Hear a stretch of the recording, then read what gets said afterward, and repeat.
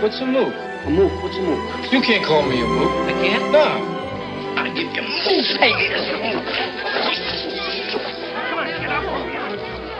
mook. Welcome back, everyone. Welcome back to Movies with the Mooks.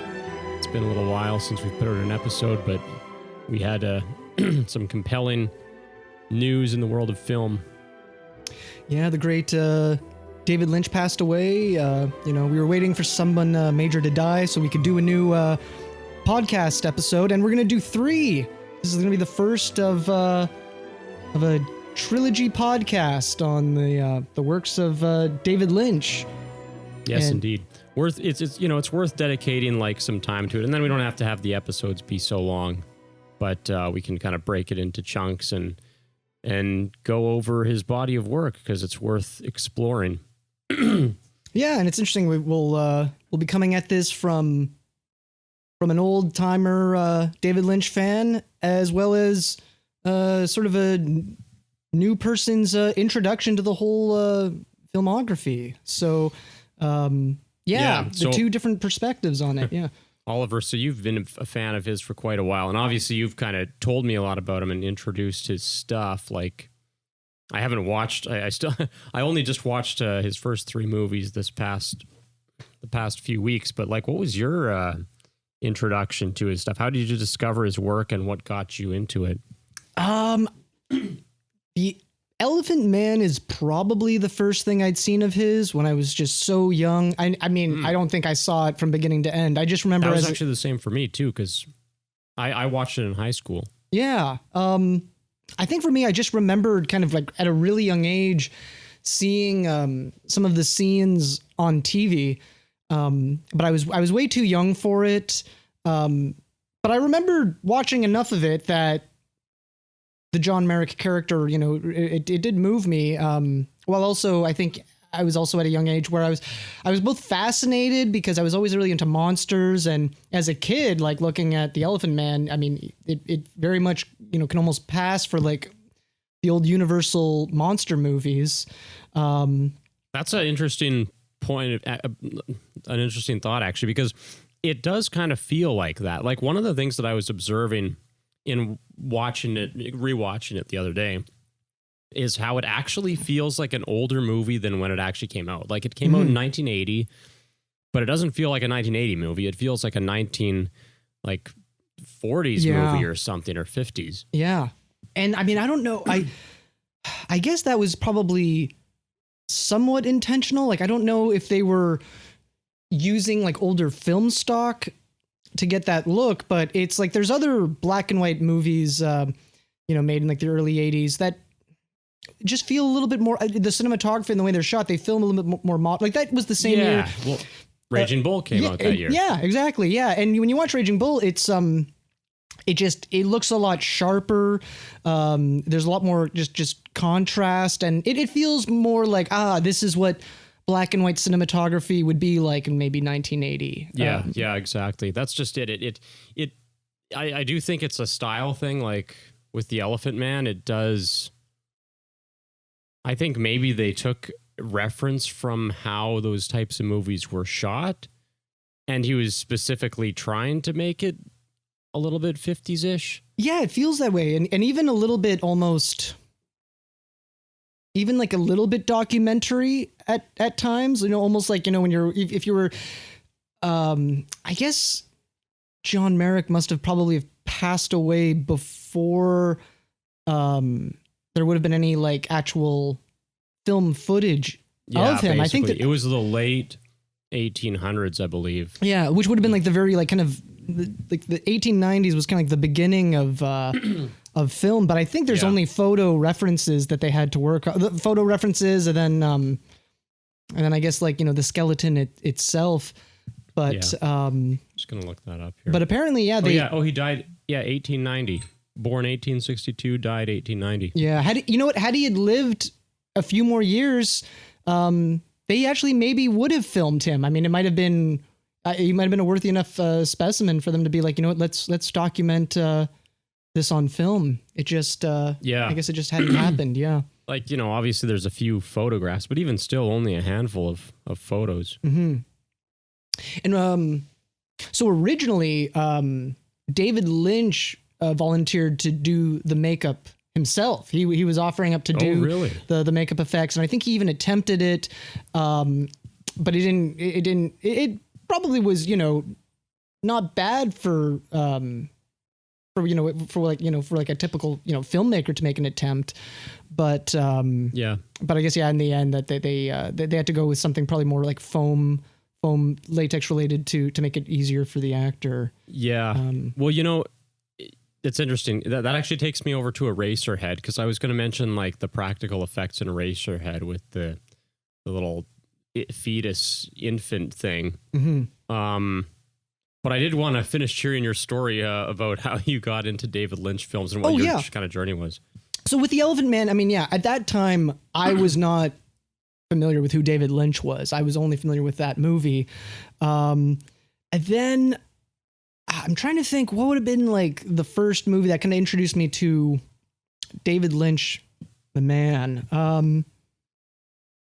It might have been Eraserhead. It would probably been either Eraserhead or Wild at Heart. Wild at Heart might have been one of those other. It might have been like The Elephant Man when I first was watching it. I caught Wild at Heart on TV on Showcase channel. Do you remember Showcase? Yeah. Did you get for sure. Man, I don't know if Showcase is still around, but Showcase introduced me to so many amazing movies that. I had no idea how amazing they were at the time, because I was really just most of the time going on Showcase on the weekends looking for like softcore porn to jerk off to. I used to find those on City TV. Yeah, well, City TV had the Baby Blue shows, which were interesting, but not quite weird and fetishy enough as the Showcase kind of stuff. So like so many like European and art house movies I was introduced to. By, I guess, just jerking off to as a teenager. And Wild at Heart was one of those movies. Later did I discover that it was going to end up being one of my like favorite movies of all time. So even you're like, there's something going on here besides just, masturbation material. Yeah. And it's looking back. Actually, no. Wild at Heart has some pretty like hard, there's not, you don't see like penetration in it, but it's still like, there's like a lot of just Nicolas Cage, Laura Dern fucking, But I guess Eraserhead was probably, the first one where I was familiar with David Lynch. I was growing up, I was probably a lot more familiar with the other David, which was David Cronenberg. Canada's weirdo is David Cronenberg. America has David Lynch. Yeah. How much of that do you think had to do with growing up in Toronto? Like that there was just maybe a cultural awareness of him because he was a... because Cronenberg's movies are actually set in Toronto for the most part too. So that did have some big pieces of work that were like international successes, Right? Oh yeah. Like for Canadian directors, like Cronenberg is, I'd say, right up there with the best of them. And unlike someone like James Cameron, who's more bigger and more successful, I kind of think of James Cameron as an American director, just in the fact that his movies are just so American. He's never made in a Canadian movie. Well, that's just it. Yeah. Same with like a lot of the actors and stuff. You just think of them as like Hollywood, part of the Hollywood fixture. Yeah. And my intro to Eraserhead was basically I used to, in my teens, in Toronto growing up, there was the St. Lawrence Market, and they had their on the weekends basically like a flea market. And one time I went there, and in the back in the corner was this guy who would just be selling all of these VHS tapes, but they were like specifically like horror and sci-fi and cult movies. And so I was like in heaven when I saw this thing. Yeah. I first would go there, and he had a lot of like mainstream stuff. There was like a lot of like, 80s slasher movies and stuff like that.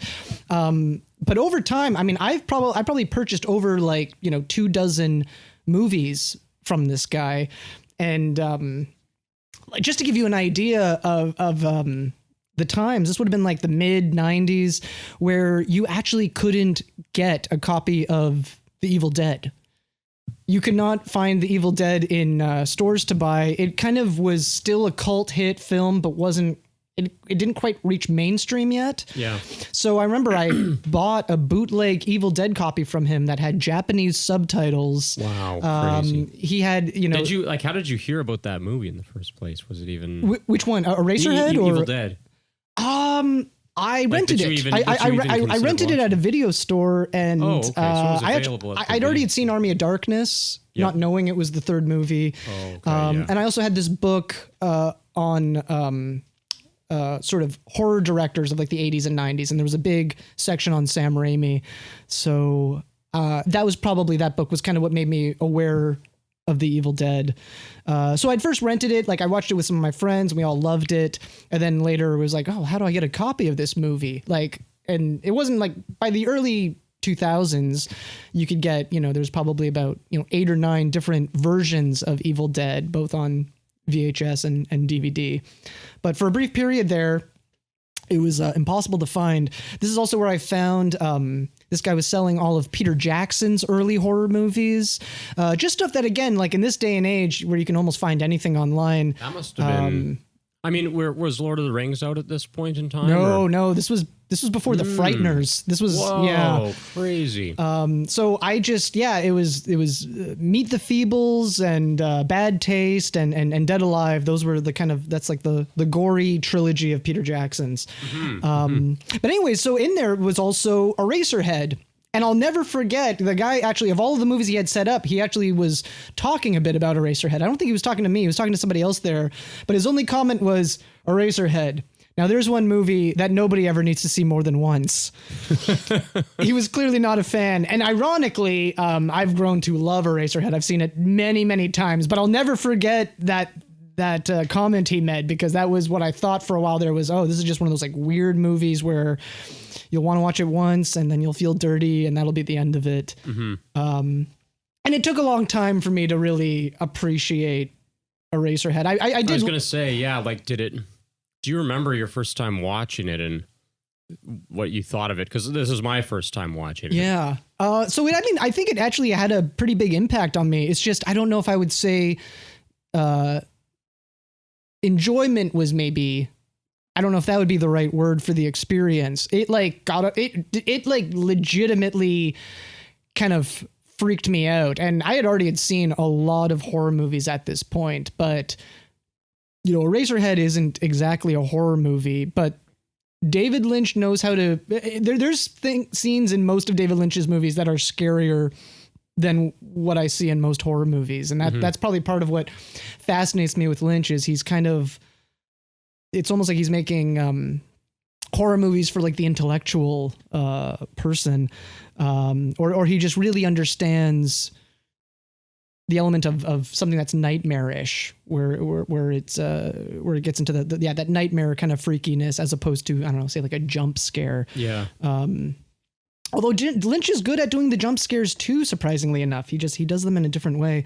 But yeah, no, just again, like Eraserhead didn't scare me, but it just really disturbed me, and it probably wouldn't even be the things you would think. Like the baby is freaky, but to be honest, the baby stuff I actually kind of found pretty cool, just from like a technical aspect of it all.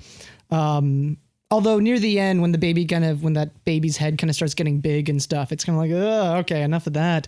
Honestly, I think the thing that kind of freaked me out the most was the lady in the radiator. I know. I was gonna say, like, that's just well, you know what? You know how what's the name of that Méliès movie, The Man in the Moon or something? The imagery kind of reminds me of that. Like this lady with this fucked up head reminded me a lot of The Man in the Moon. Is that what it's called?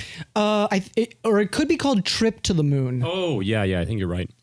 But you are thinking of The Man in the Moon. I know what you're talking about, because it's that same thing where she's got those cheeks. And it's not just that they're big, it's like they're not smoothed out. It's like badly paper machéed to give it that texture. And then and then you just throw like that big old smile on it. And that's exactly what I mean about how like she just is straight from your nightmares. Mm-hmm. And it's funny when David Lynch talks about her, he doesn't feel that way at all. She is not meant to be scary. She's meant to be like almost like a symbol of hope and like happiness and all of that. But to me, it's or something. Yeah, Escapism. but there's something about when somebody's so when somebody is that extremely kind of happy in almost like an artificial way, that always creeps me out more than somebody who's got like a big mean frown on their face trying to look scary. I know that. Well, it's kind of like the same thing with like, say like the hotel in frickin' Shining being all lit up and stuff, right? Yeah. It's like things are well lit. It's not like all dim and scary and moody lighting, but that makes it creepier. Mm-hmm. But yeah, I was going to say in regards to the trip to the moon and like all that, I find those movies to be pretty disturbing to look at too, just because the image is kind of like weird and fucked up and it's old and the black and white probably adds to it. And I think that trip to the moon movie is supposed to be kind of this surreal fantasy and not intended to be off-putting and disturbing or scary or creepy.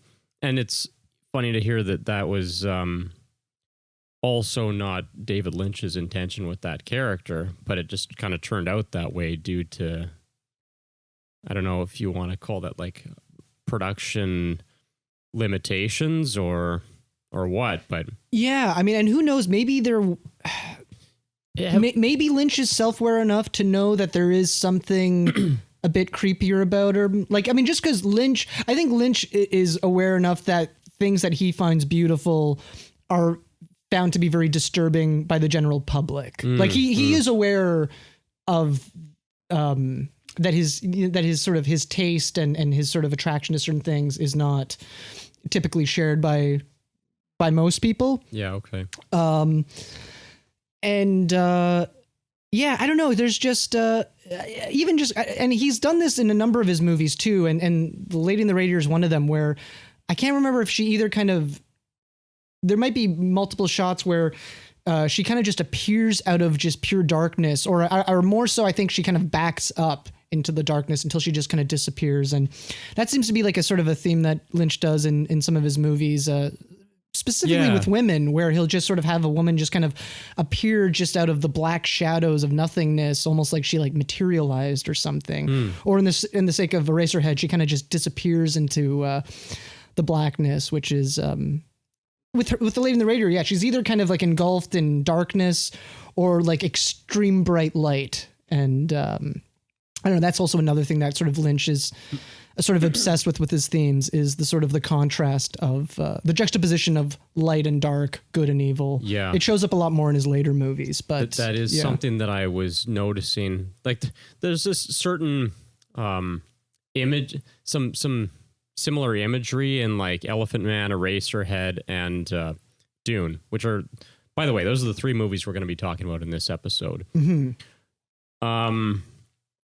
But like, I'll just give you what I mean. Like, you know how there's kind of the face of the Elephant Man that sits in that black, it's like kind of a classic image where it's just his face there and it just appears in blackness. Yeah. And then there's like the whole thing in Dune with like the hand that's like moving away from the camera or whatever. It's just like an image.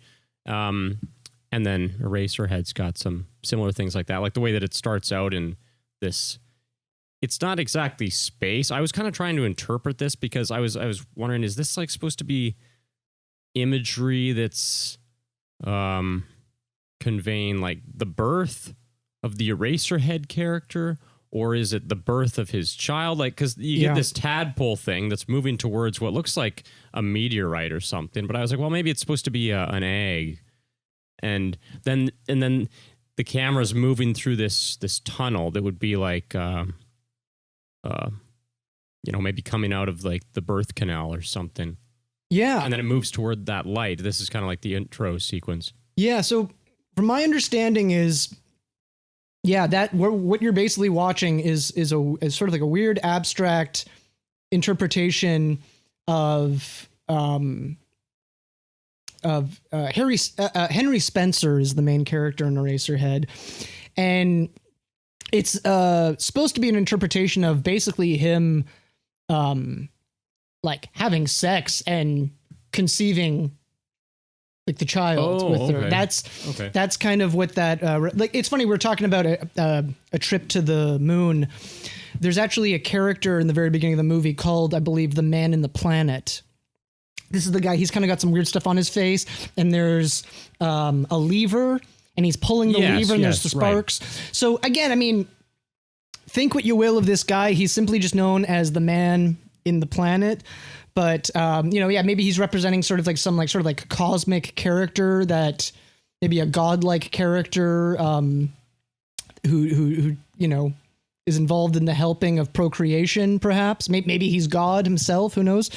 Yeah, he's like launching another soul into existence. Yeah, and there's a kind of a part near the end of that intro where there's almost like one of those weird spermy like things that kind of shows up later in the movie, and it kind of falls in like a tadpole thing. Yeah, and it kind of like falls in this like puddle on that little planet, which maybe that's like the maybe that's like the sperm impregnating the egg. Yeah, that's kind of what I was taking away from it. Yeah.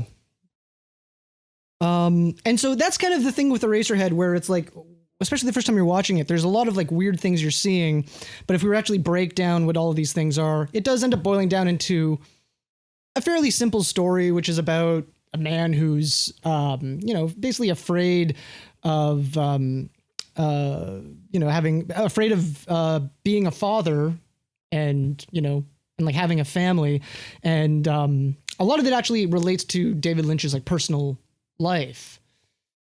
David Lynch himself basically kind of ended up becoming a father prematurely when he wasn't really ready for it.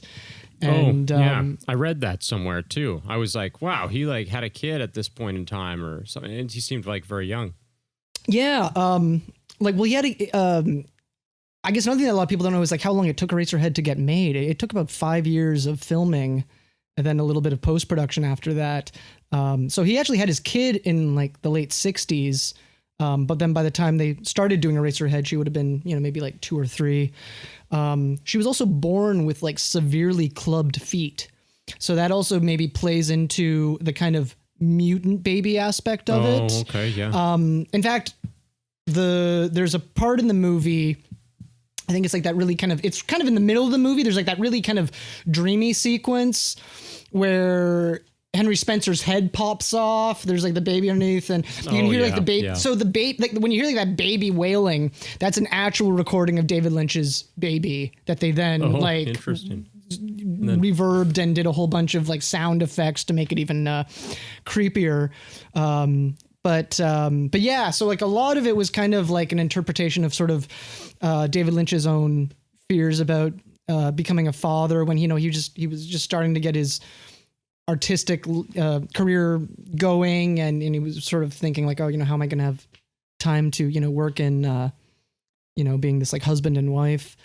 He also lived in Philadelphia for a period of time, which was also very influential in Eraserhead. Apparently Philadelphia was just like a really crime-ridden, scary, depressing place in the like, I guess late 60s or early 70s when Lynch was there.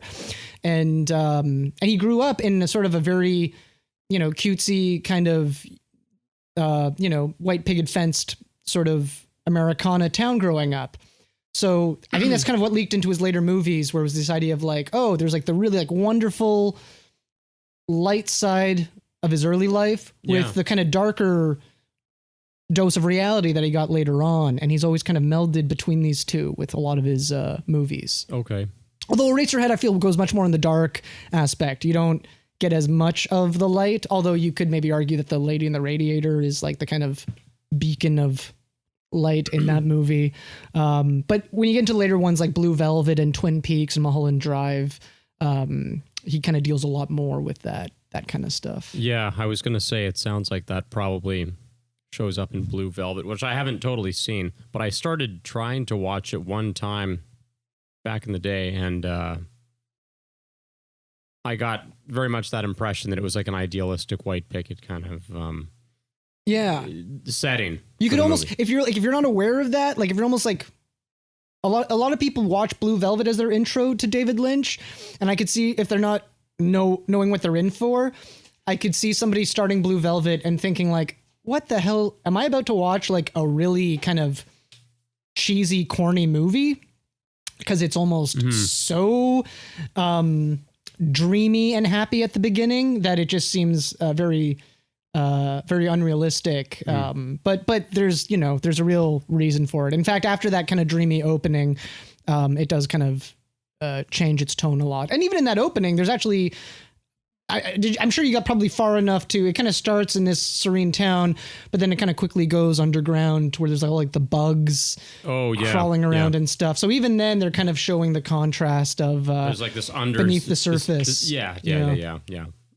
Which I get the sense. Again, I haven't watched the movie, and so we shouldn't talk too much about it, but I get the sense that that's a big part of the movie, is kind of the, I don't know, darkness that's brewing beneath the kind of lighter facade. In life. I don't know. Maybe the movie was like so influential that I guess that's for people who are first getting into Lynch now. One of the things that I guess is hard to come to terms with is that there's been so many movies that have been influenced by movies like Blue Velvet, that if you kind of go back onto it now, you might just, for people of our generation, you might just sort of be like, oh, that was a good movie, but I don't see what the big deal was. But I guess at the time, especially in the 80s, it was rarer to find sort of movies taking those kind of risks. There was a lot less risky movies in the 80s, say, compared to like the 70s. But yeah, it's weird. Like, again, to me, it just seems like these are very kind of like normal sort of themes of like the juxtaposition of like good and bad. But I guess, at the time, like, Blue Velvet really had like a really big effect on a lot of people. And for a lot of people, it was kind of like a pretty disturbing effect. Like, but I don't know. Yeah, I guess maybe they just didn't get the point, because it's like a lot of people take away the sort of darker aspects of Blue Velvet. But I feel like the movie kind of ends with a sort of a positive, note. In fact, David Lynch doesn't believe that he makes dark movies as much as he just makes movies that have to have dark elements to them. But he views all of his movies as, basically kind of positive, enlightening films. So what do you think of Eraserhead in terms of being a dark film versus a light film? Because this one, it ends with that creepy ass lady. Yeah. Right. Yeah. And again, there's a lot of different interpretations for what the ending means. And there's even a lot of different interpretations for what the lady in the radiator means. Like the nice thing is about when Lynch's movies are at their most abstract, you just get a lot of very different people with a lot of different interpretations, and a lot of the different interpretations make a lot of sense once they kind of explain the reasonings behind it. I don't, believe all of the theories that I hear Lynch's movies, but I do like that because he doesn't overly explain everything, you can get a lot of different interpretations, which can be rewarding for the viewer if they're able to interpret it in a way that maybe brings more meaning to them than maybe what another person finds out of it. I think Eraserhead is one of his darker movies, but I also do think there's a lot of humor in it. I think a lot of people miss out on a lot of the humor that I think is in most of David Lynch's movies. Yeah, I did get the sense that a lot of it is actually being treated comically, like a lot of the stuff that takes place at the house and the date and kind of the whole awkward setting in the first place is kind of humorous in and of itself. The dinner and whatnot. The first half of the movie is definitely the more comedic part of it. Like, it's almost like when you first see Harry Spencer, when he's just kind of walking around this sort of industrial, I don't know, kind of post-apocalyptic world, it almost feels like you're watching almost like an old Charlie Chaplin movie or an old silent comedy. Yeah. Like, he kind of steps in a puddle and, it's, and then again, with the family stuff and even almost like the beginning of the reveal of the baby, you're like, what the hell? That is disturbing, but almost like it's so disturbing. You're almost like, this is almost a bit funny, but then it gets a lot more kind of serious in like the later half. But, things like when Harry first arrives at his apartment building and then like the elevator doors just take like forever to close. Like that's all intentional humor. Like that's not just Lynch trying to be a pretentious guy who likes things to be slow. He's trying to say like, no, like it's probably supposed to be something that's sort of like relatable in a way, right? And that it's like, I think so. Yeah. Relatable and also just sort of like, just kind of like setting like the speed of this world you're about to get into and how everything's just a little bit off. Yeah, like just that elevator door, it just, if it closed a little bit earlier, it could have been normal, but it was a little bit too long. Kind of like when his girlfriend, I don't know, there's like part where she's just like grabbing onto the front of the bed frame and she's just kind of like jerking the bed while Harry's on it. And you're like, what the hell is she doing? And then you realize, oh, she's been trying to pull a suitcase from under the bed. Oh yeah. And so some of these things, yeah, you're just kind of like, oh, that was kind of weird. And then you realize, oh, actually there was like a punchline. It was like a setup to, you know, kind of like a bit of a visual joke. Yeah. And I guess just the more I watch these movies, the more funny I find them. Like I find Eraserhead funnier every time I watch it. Cause I think just the disturbing stuff, yeah, once you get over kind of the shock of it a little bit, or even just the confusion of it too, because like I mean, yeah, for sure, watching it the first time, I'm trying to like, I was really kind of trying to keep tally of all the events that were happening. I'm like, okay, he's over at this girl's house. I guess it's some kind of a date. There's a romantic thing going on. You know, it's supposed to be awkward, and then you're just like keeping track of the plot points, I guess, hoping that I'm going to make sense of it by the end, and then still being very confused by the end of it. But at the same time, noticing details of, you know, things that happen later that, like say, for instance, the tadpole sperm thing. It's like, oh yeah, we had an image of that in the beginning of the movie, and I didn't understand any of it then, but now I'm starting to make connections. Yeah, yeah. And I mean, there's definitely certain things of the movie I'll probably never understand, or at least never fully understand. Most people kind of come to the same conclusion that by the end of the movie, Harry Spencer has most likely killed himself. Okay, interesting. I don't know if that was a takeaway that you got, or if you considered that. I think it all boils down to kind of like, yeah, what is the interpretation of the lady in the radiator? And I guess, you know, she sings that song, "In Heaven Everything is Fine," and then at the end is the movie, it's finally the moment where the two embrace. So I think that's probably the main reason why people interpret that he's gone to heaven at the end of the movie, or he's the weird thing with Lynch's films, and I'm not saying he does this with Eraserhead, but with his later movies, when he starts becoming more abstract and experimental, you start getting characters in his movies that aren't even necessarily real people. By that, I mean, he starts creating characters that almost just represent like a symbol or an idea, but that you don't necessarily have to take them literally, that they're a real, like, living, breathing human being. Okay, I could kind of see that. Like, that's sort of like the guy who's sitting there in the wind, like looking out the window, who's got kind of the deformation on his face. Yeah, the man in the planet at the beginning. Yeah, exactly. It's like he's not supposed to really be a character so much as a symbolic of something. Mm-hmm. And I think that is the same thing with the lady in the radiator. Like, there isn't literally a little lady living in his radiator who dances and performs to him. She kind of represents just bliss or peace or contentment, or isn't that maybe like even a way that people, I don't know, isn't that like a way to kill yourself with those old radiators by like releasing toxic fumes or something, or carbon monoxide or something? I'm trying to remember if that's actually a thing. Because now that you mention it, it's like maybe that's actually, if that's, I didn't even think about that. But see, that's the neat thing with this movie is people can get different things from it. I mean, I think more, if that is a thing, I think we fixed that with more modern radiators. But maybe back in the day, I could easily see that being a thing where maybe, I don't know, maybe if you like undo a nozzle or something, and I don't know, maybe some fume or something could like escape from it, maybe.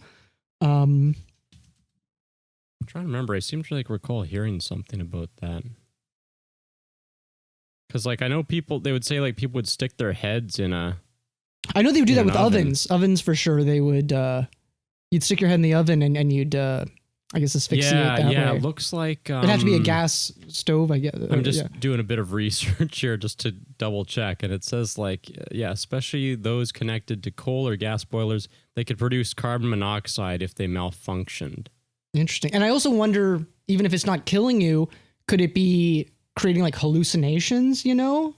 Like, you know what I mean? If you're getting small amounts of it, maybe Harry's hallucinating the lady in the radiator while he's getting hit with the gas, and then I don't know. One night it fills up the room enough that he dies from it. I mean, yeah, it's very possible that. I'm trying to remember what happens, what the preceding events are that lead up to that. Well, the baby gets sick. Yeah. And then. Well, I mean, yeah, and it's been a little while since I've watched it, so I don't know like the order. I mean, he sort of has this sort of like brief affair with his neighbor. Yeah. The baby gets sick. I mean, the big thing that kind of I guess the big climax is when he decides to undo the bandages of the baby. And that's when I mean, again, you don't know whether the bandages were just literally what was just holding the baby intact, or maybe with the scissors he just cut too deep and went past the bandages and just ended up cutting his baby open. Other people think that maybe there was no bandages. Maybe that was literally just the body that he cut open that just happened to kind of look like a bandaged body. But yeah, so he cuts it open, and then, you know, it's just this big freak out kind of death scene. All this, like, I don't know, cream of corn starts foaming out of it or whatever that is. And then it's like this big kind of sort of like hallucinatory trip he has. Then it kind of coincides with the other thing with Eraserhead that has like an early trope that kind of continues throughout all of his career is David Lynch's sort of interest and almost like obsession with like electricity. He's got a big thing with kind of, you know, like sort of like lights flickering or a bulb kind of burning out. And you see a lot of that with his later movies. Like just, he doesn't like focus long on it, but just some, you know, when a big kind of intense thing happens, he might just like end the sequence with like a bulb going out. But yeah, basically it's like, yeah, after the big hallucinatory kind of baby death sequence, it more or less kind of then... I'm pretty sure after that, it more or less does kind of cut to him embracing the lady in the radiator. Then the movie just ends. Okay. And it's an interesting thing pacing wise, because the movie for the most part is fairly slow. Yeah. But it really ramps up like right near that ending. Like things actually get pretty crazy and fast to the point that the ending almost feels a little bit abrupt. You're like, holy shit. But then all of a sudden it's over. Yeah. Yeah. I did find that as well. When the credits start rolling, you're like, oh, okay. Yeah. And yeah, I don't know if like how familiar you are with like the midnight movies of the 70s, but that's actually kind of what made this movie a success. If it wasn't for like the midnight movie venues, this movie might have just fallen into obscurity, and David Lynch might just never have had a career because of it. But well, was this movie well received when it first like went to film festivals and stuff, or I don't even know if it actually made it to film festivals. What I know is like, I think it had an original screening that went very badly, and then it later got revived through the midnight movie market, kind of in the way that Rocky Horror did. Like Rocky Horror Picture Show was not a success when it first came out. Oh, interesting. Because it was originally just meant to be it was meant to just be like a straightforward movie. Yeah. And then it became a midnight movie. And then the small fan base it had, they turned it into this like interactive experience. Yeah. Okay. And from that, it turned into this successful thing. And so with Eraserhead, it was the same thing. It had like an original release, and it was just, like, I think it just had like maybe like one or two original screenings, and it was just too weird. There probably wasn't even many people who came to see it. But then once it became a midnight movie thing, it just became attached to, with young audiences at the time, it was just like, oh, if you're going to be hip or you want to go see a hip movie, you go see these midnight movies. Yeah, really. And that seemed to be the perfect fit for it. Like that was the one place where Eraserhead was able to find its audience. Although there was a lot of people in the 70s. There's like a funny, you can watch a video of all these people coming out of the theater of Eraserhead in the late 70s. And like half of them are like, it was the greatest movie in years. And then other people were like, that man should be locked up in an insane asylum. I hated that movie. Burn it.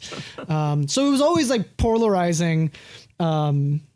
But again, I just think that when anything's that different, you're going to always find some people who really love it and then other people who just really hate it. Yeah, well, didn't you say like Stanley Kubrick, it was like his favorite movie? Yeah, at least up to that point, it was his favorite movie. Like maybe something else in the 80s or 90s maybe topped it. But I don't know, Eraserhead might have actually been what motivated him to tackle a horror movie. Either that or he was already deciding that he wanted to do The Shining, and then he saw Eraserhead and was like, that's the kind of tone I'm going for. Yeah. But yeah, he was, he invited David Lynch, when David Lynch was doing The Elephant Man, he was doing The Shining, he invited David Lynch to meet, but David Lynch kind of chickened out because he was told that Stanley Kubrick records all of his conversations and David Lynch didn't want to be recorded, so he kind of just bowed out. But I think he regrets it because they're both fans of each other, and I don't think Lynch ended up meeting Kubrick because of it. But that's crazy. That's too bad. Like, I mean, you'd think that he would, because Elephant Man is his second movie. You'd think if you're like an upcoming, or I should say second feature film, which was nominated for Best Director, Best Picture, Best Writing. So yeah, his second movie, he was already a 2-time Oscar nominee, which is kind of crazy. And he was getting calls from Stanley Kubrick to come hang. I don't know. I would have been jumping at that opportunity, but well, he was also getting calls from George Lucas to do Return of the Jedi. But oh really? Oh, did you not? Oh, you don't know about that? No. Oh, okay, yeah. Well, that's okay. There's a number of interesting things here because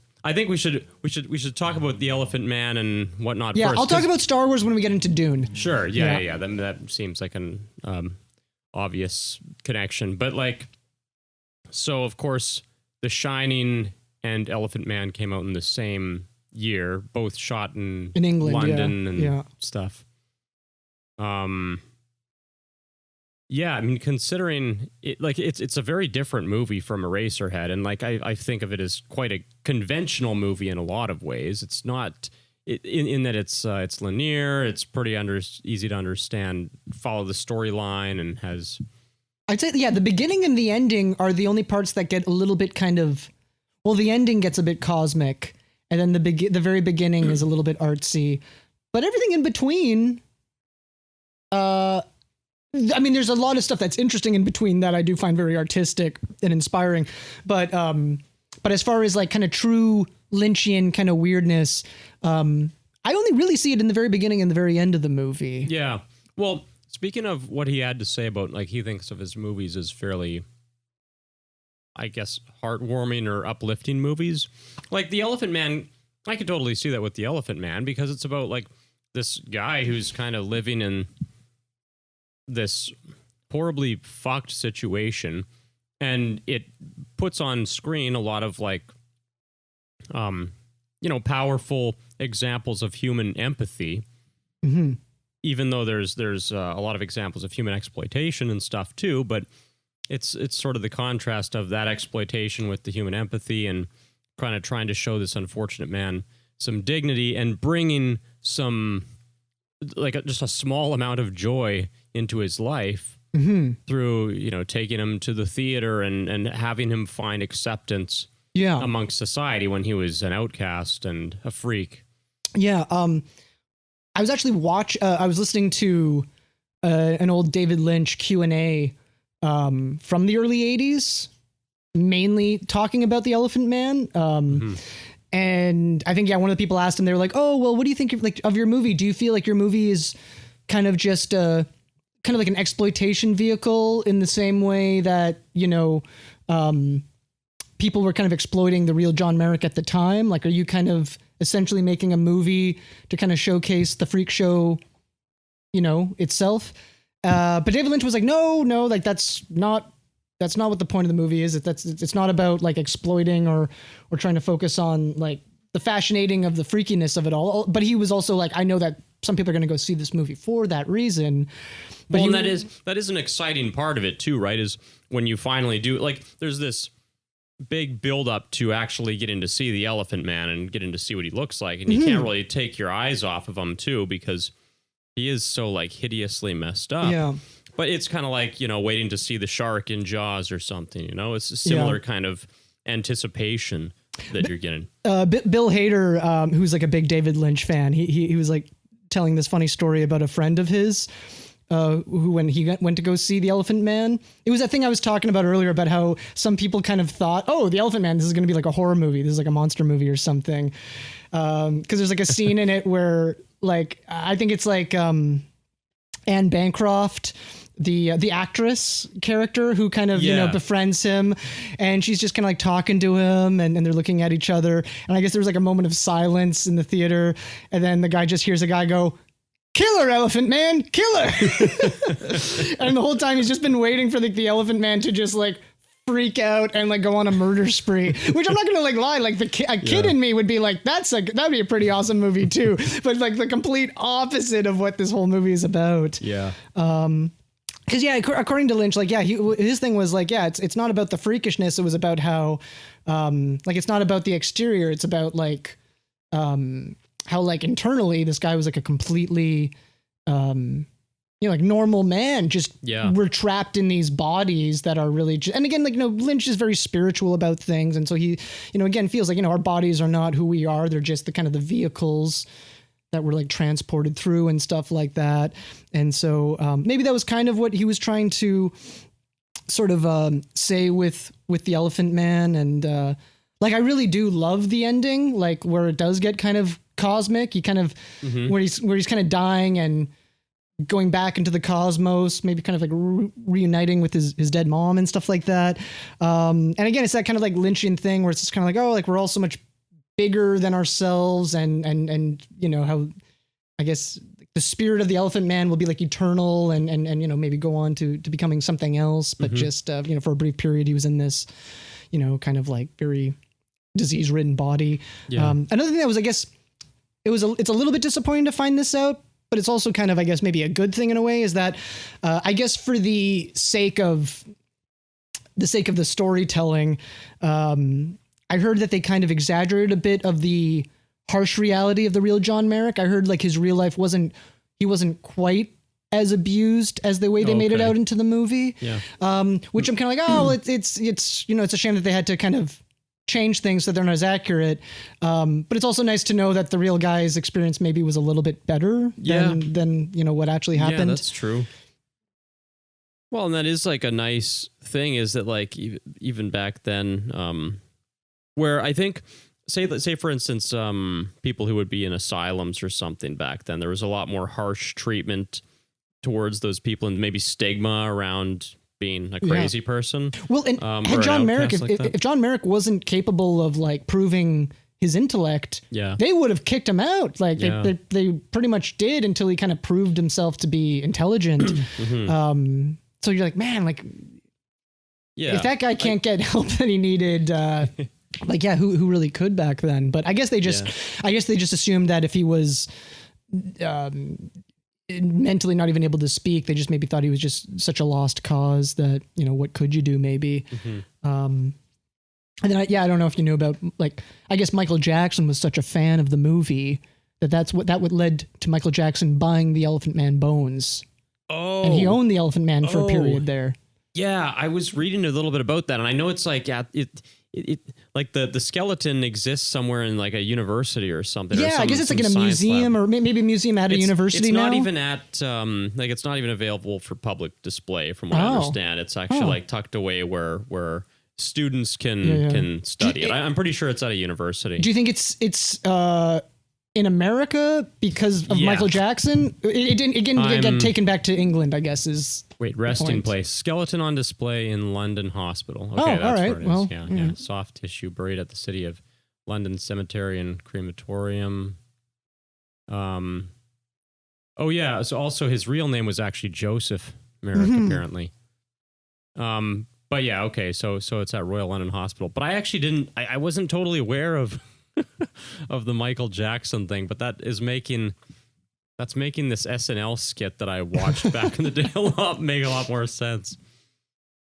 Yeah, it was just one extra weird. As if Michael Jackson didn't have enough weird things connected. He was just like, let's just throw the Elephant Man into it. But obviously, I mean, I think it was, I mean, probably if I had Michael Jackson's resources and I was interested in something like that, like, yeah, that'd be something I'd want to keep on display. It would be like a cool art piece in a way, as much as I don't like to make art out of a human remains. But I feel like Michael Jackson just probably had a lot of empathy as somebody whose own childhood was taken away from him, that he was able to kind of relate to people like, he resonated a lot with Peter Pan, and obviously there was probably some connection he had with like the Elephant Man, maybe even just as far as, somebody who feels like they're not in the right body, or something. Yeah.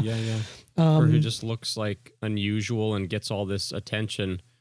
But I mean, you'd almost have to be like a monster to not sympathize with John Merrick in that movie. He's like the kindest, like sweetest person, and like, I don't know. Yeah, you gotta have like kind of like a stone cold heart if that movie doesn't really kind of move you. But oh man, I think there was something else I was going to say about the Elephant Man.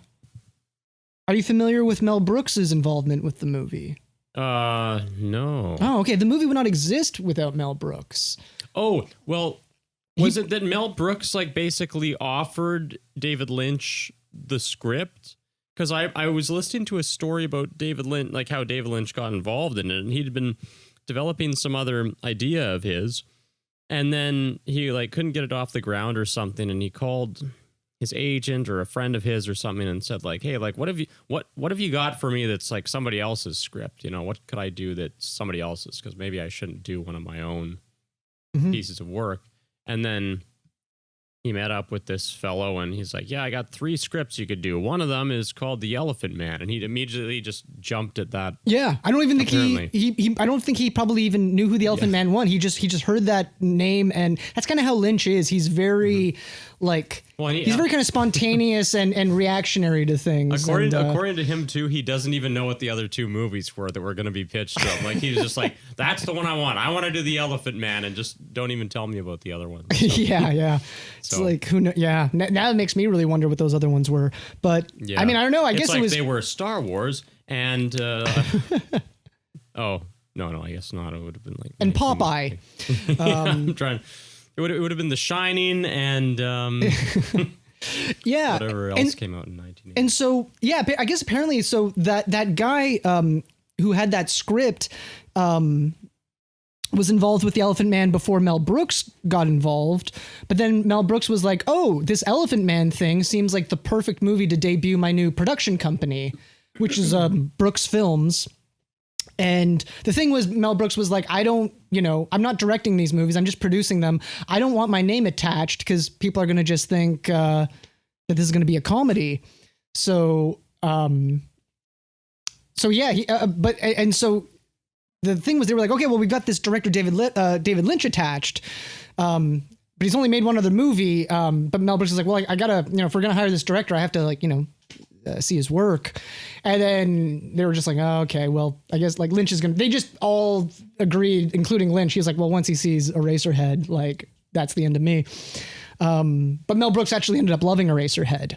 He just expected that he was going to meet this like old 50-year-old like Yugoslavian director who was just like half insane, and like he didn't think he was going to meet this young kid. In fact, Mel Brooks probably coined the best description for David Lynch. Oh yeah, which he's always described him as Jimmy Stewart from Mars.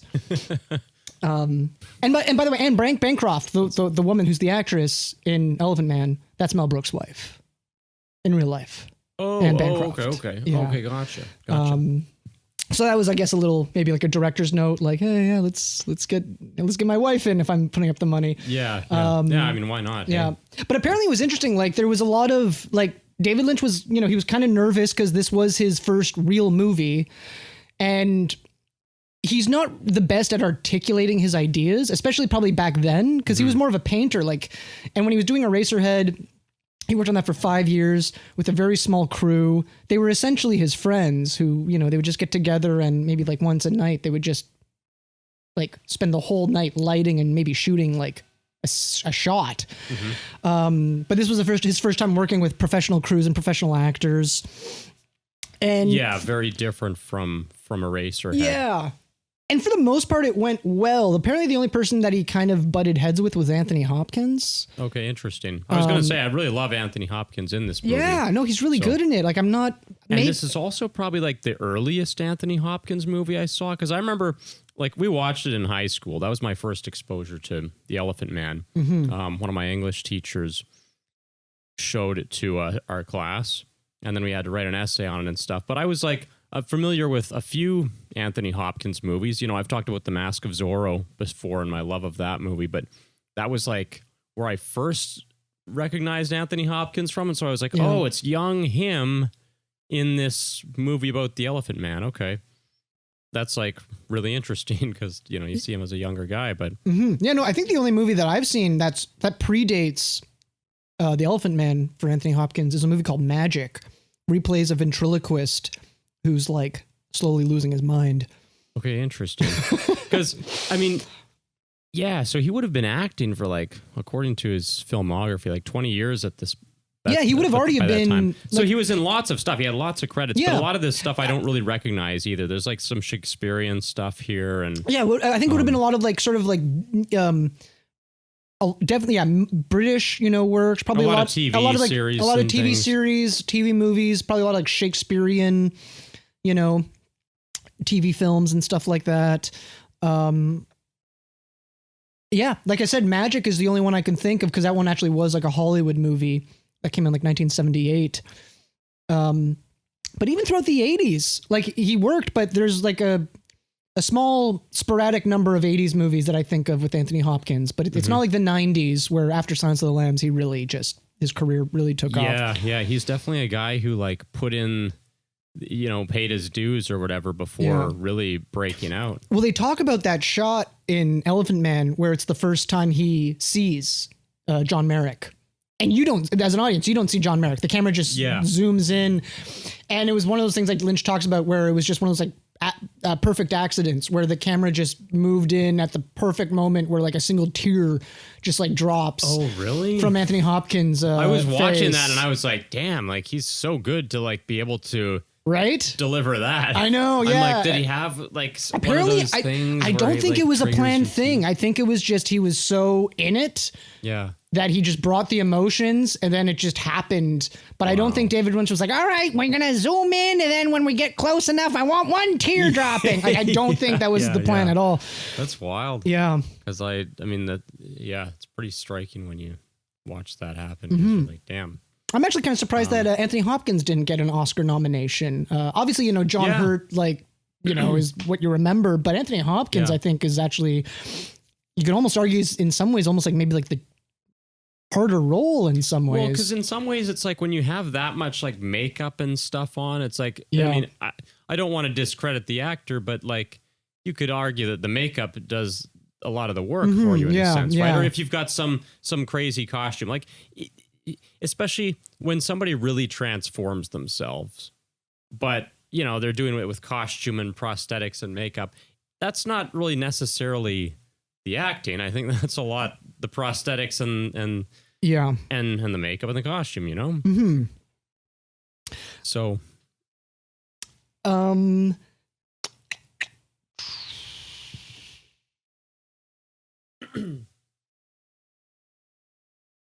just think if you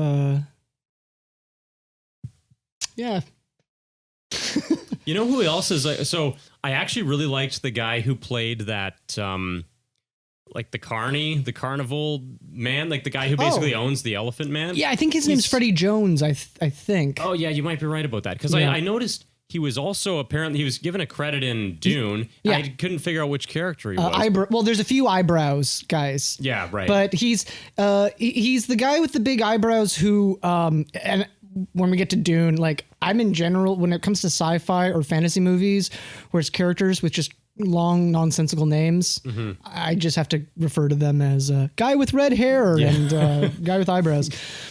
He was the guy with the eyebrows who was kind of Kyle MacLachlan, like in Kyle MacLachlan's group of assistants or advisors. Yeah, he was like the sort of the eyebrow guy in that group. I think I do know who you're talking about. Yeah. Yeah. But he was really good in Elephant Man. Like he's so just despicable, but he's also very like kind of, he has these moments of like being very restrained. Yeah. Where you can like tell he's angry and upset and like wanting to, like he's got like ill intent. Yeah. Because he feels he falls down a lot. Yeah. He falls down. Apparently he turned down the movie originally because he thought the character kind of sucked. Oh, really? He just thought it was like a little bit too like one-dimensional and there wasn't much to it. So him and David Lynch, they like reworked the character to actually make it like just kind of fleshed it out to be a little bit fuller, you know, at least to the point that the guy was like, okay, yeah, this is meaty enough for me to be interested in now. Yeah. I guess maybe originally he was just much more like one note, just like, I'm the bad guy. I just like hitting him. Yeah. He likes it. He likes the hits. Right. Which isn't that far off from the character, but he is supposed to be like, I mean, you know, you do have to, he does have to be believable as like just a very exploitative kind of monster himself, you know, where that guy is the real monster of, and it's same with the guy who works at the hospital, who like brings people by to like come and you know, he brings them into John Merrick's room and they like dance and they take, I can't remember if they take photos or something. They're like, that's when they like hold the mirror up to his face, which is really just like a sick thing to do. Yeah. But man, so basically those two guys are like the real monsters of the movie. I remember when they first showed the, I don't know, he's like the head of the hospital or whatever, the older gentleman who's like, fuck, I don't know if that's John Gielgud, but it's that man is apparently like a very well respected like British Shakespearean. I think it is John Gielgud. John Gielgud, yeah. There you go. And you were right about Freddie Jones there. Yeah. And apparently John Gielgud, who probably had the most, or at least had the best position to kind of be a sort of a pompous actor who would give a new up and coming American director who's not experienced a hard time. Apparently he was like really kind and helpful and, would actually kind of like, he would actually kind of like help out, like giving kind of like directing to like actors when David Lynch maybe couldn't always articulate. Not in like a superseding way, but just in like, he would understand what Lynch would want and he would sometimes kind of like articulate that to the actors in a way they would understand. And so I'm like, oh, that was nice that, you know, he could have just been like, oh, who's this like artsy American, you know, that he knows a thing or two about this. But the other funny thing was apparently,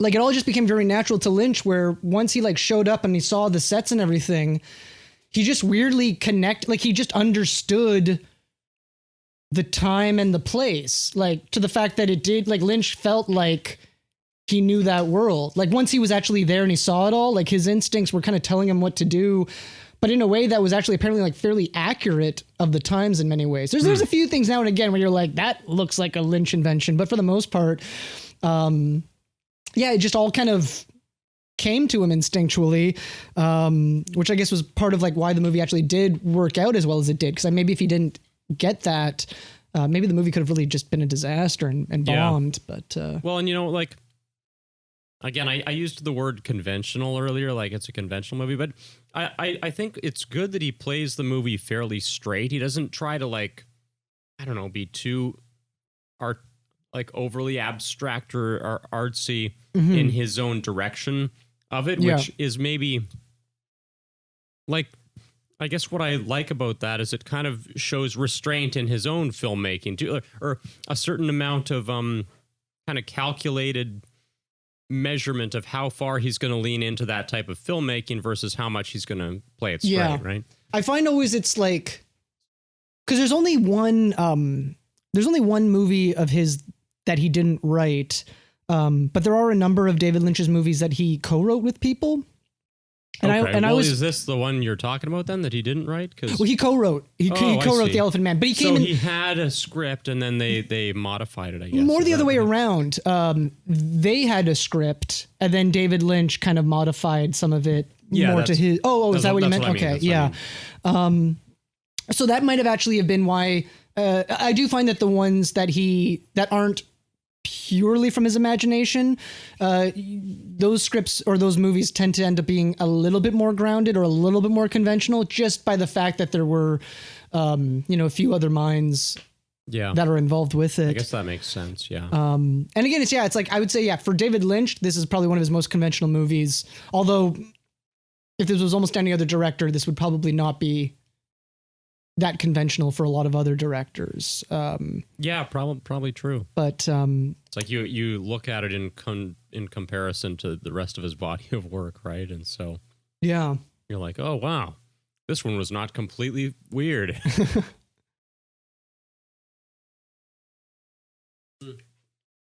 Which, I mean, even Dune is kind of that way too, because Dune is like, obviously, well, it's quite an expansive story, and they have a lot to fit into that movie. I feel like my impression watching Dune was that it's very disjointed, and they have to kind of jump around a lot, and as a result, it doesn't feel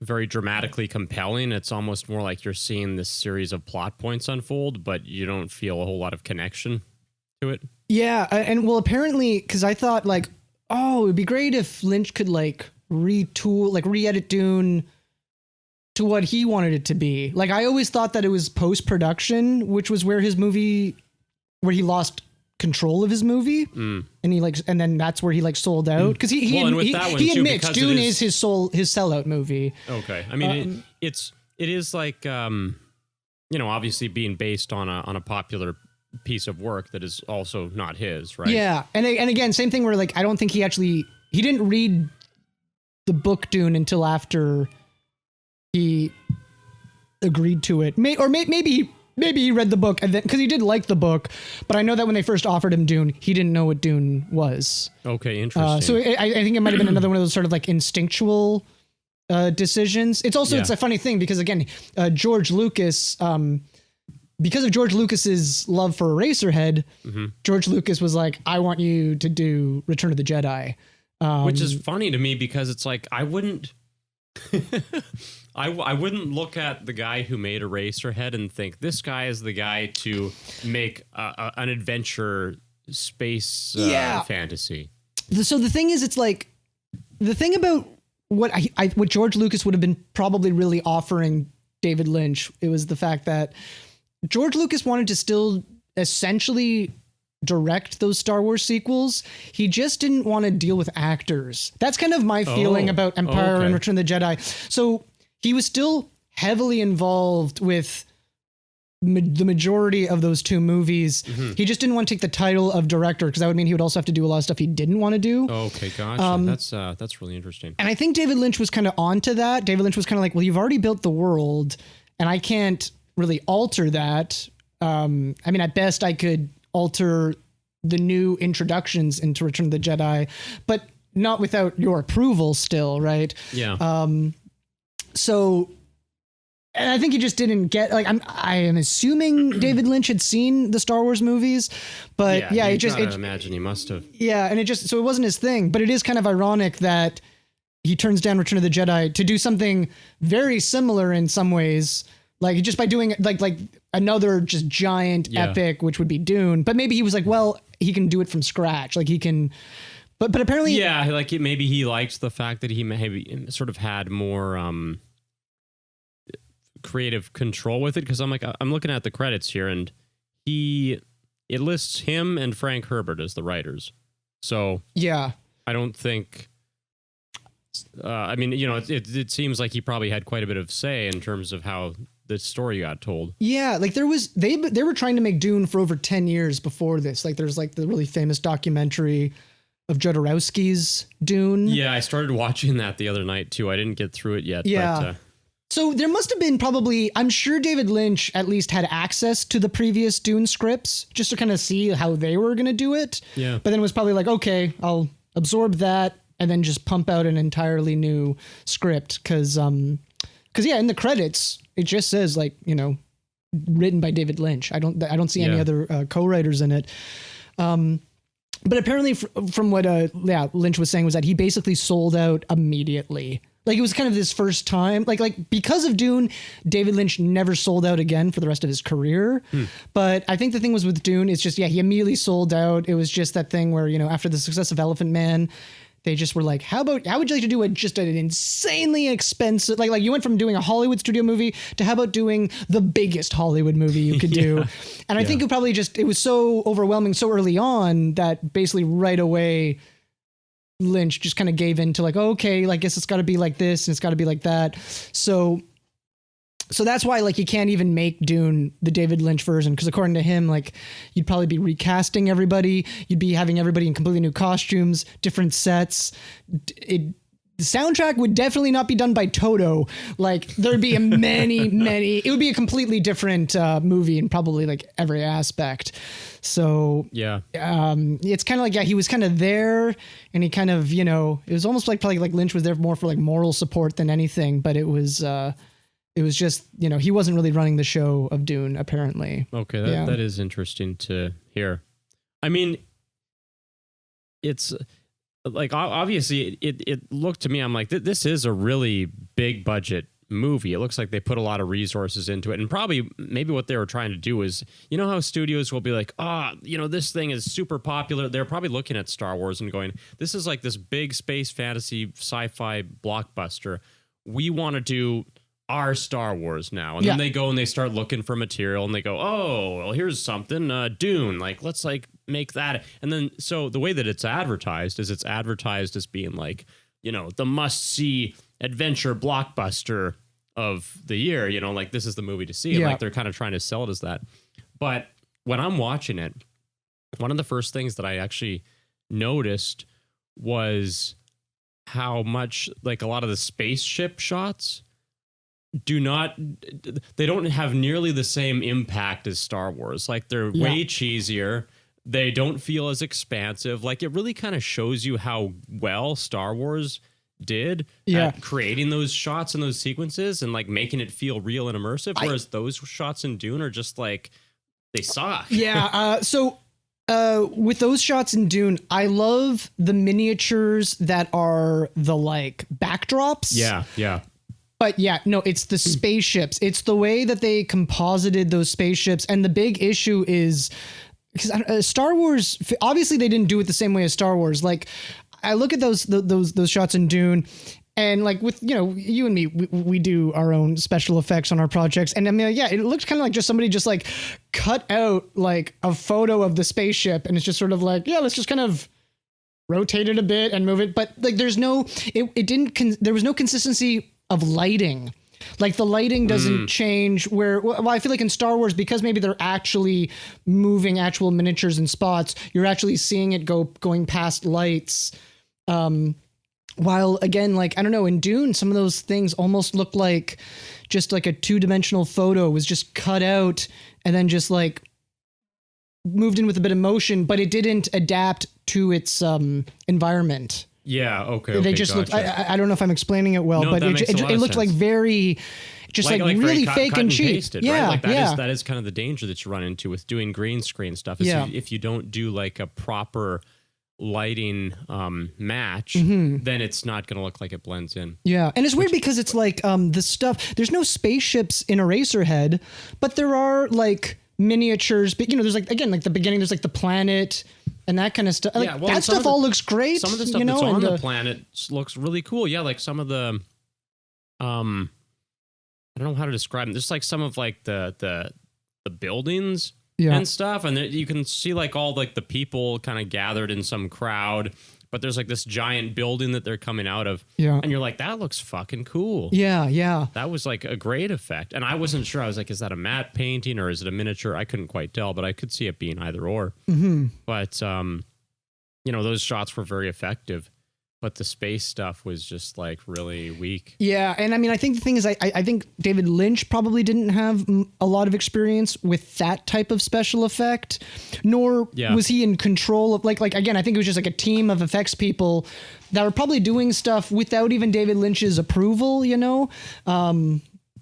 or if he was approving it, maybe he just didn't have the eye to notice what needed to have been changed. But another thing I have, a problem that I have with it, the Dune, and this is mainly because like me and Kevin, we've been watching the 3-hour fan edit version of Dune, which I don't know about yours, but the version I watched was blown up to, it was a 4K version.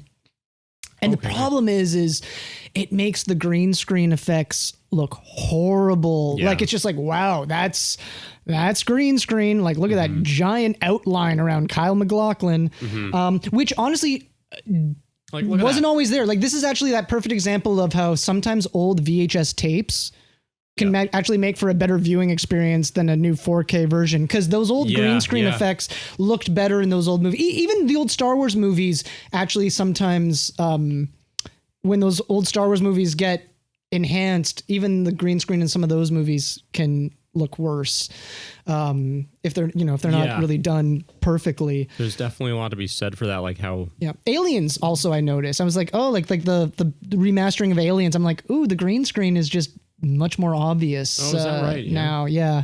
Well, it's funny because like you'd think that they would, like that would be the experience people had watching it in theaters. Yeah.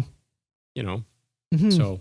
Yeah, I don't know. Yeah, the old one. Yeah, just kind of because everything's a little bit softened, but when you just get really sharp and crisp, you also see like the slightest little mistakes, or even just always like you can just always tell the difference that like the sometimes it's not even green screen. Actually, a lot of these times it's actually rear projection, but it's just that fact where the camera's like, oh, these actors are really sharp.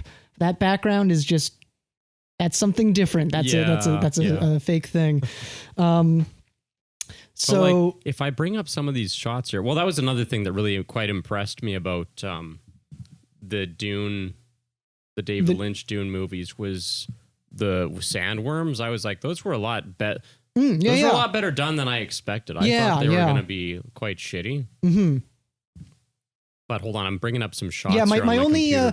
issue when it comes to the sandworms, it just goes back to that thing again where there's some parts where I think where Kyle MacLachlan, when he's riding on the worm, you're like, ooh, okay, I can see that's like a rear projection or a green screen shot. But that's no real issue about the worm itself.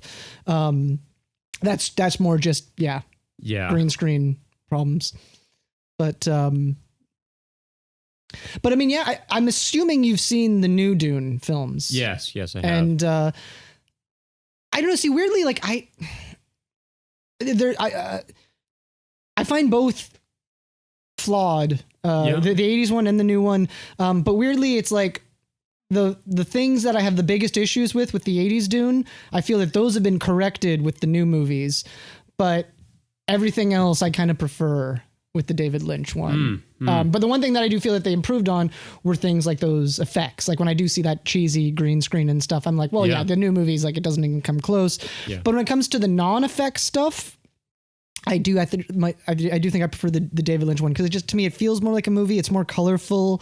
But not to say like, I don't know, not to say that it's like better. Like most people will definitely say the new movies are better in every way.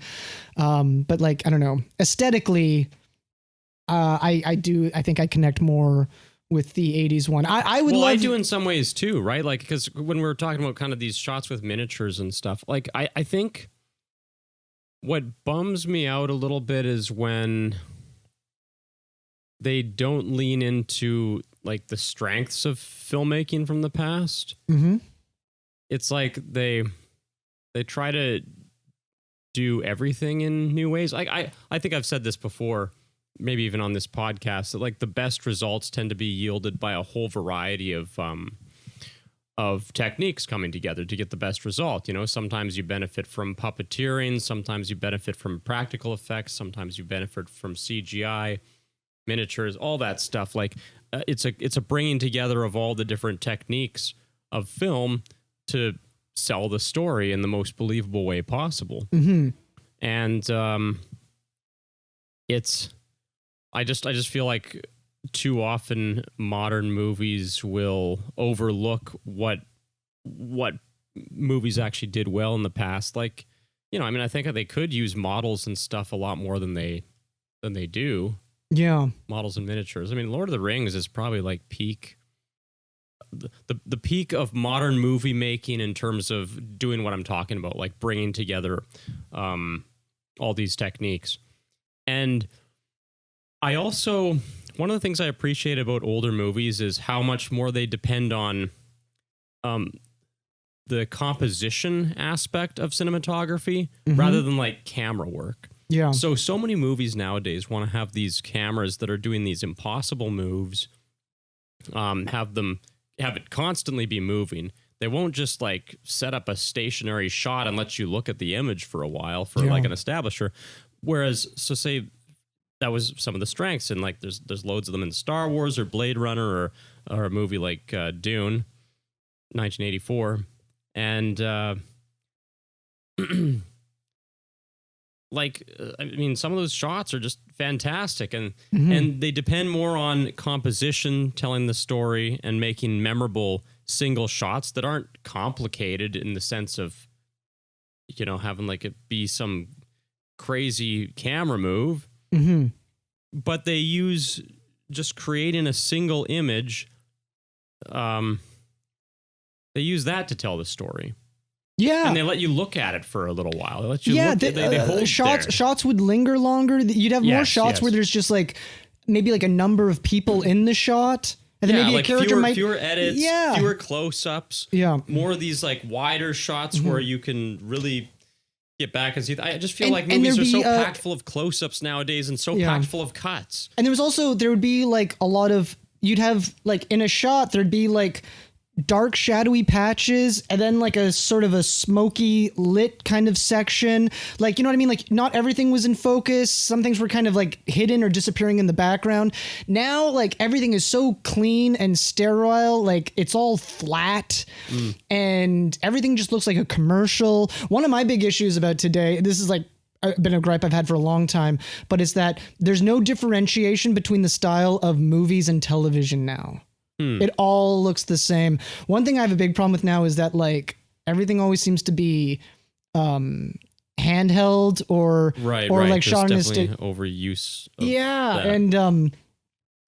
And I'm just like, old movies, they were almost always like stationary. Like if the camera moved, it would be on like a dolly or it'd be like a very functional kind of move for the most part, right? It's like it's following a character across the room. But and I mean, I'll use Star Wars again. It's like if you just pay attention to the shots of the original trilogy, most of the camera moves are not that complicated. It's like it's on a tripod and it kind of follows people around. There's an operator there who's kind of tilting and panning a little bit just to follow the action, and that's it, you know? Yeah.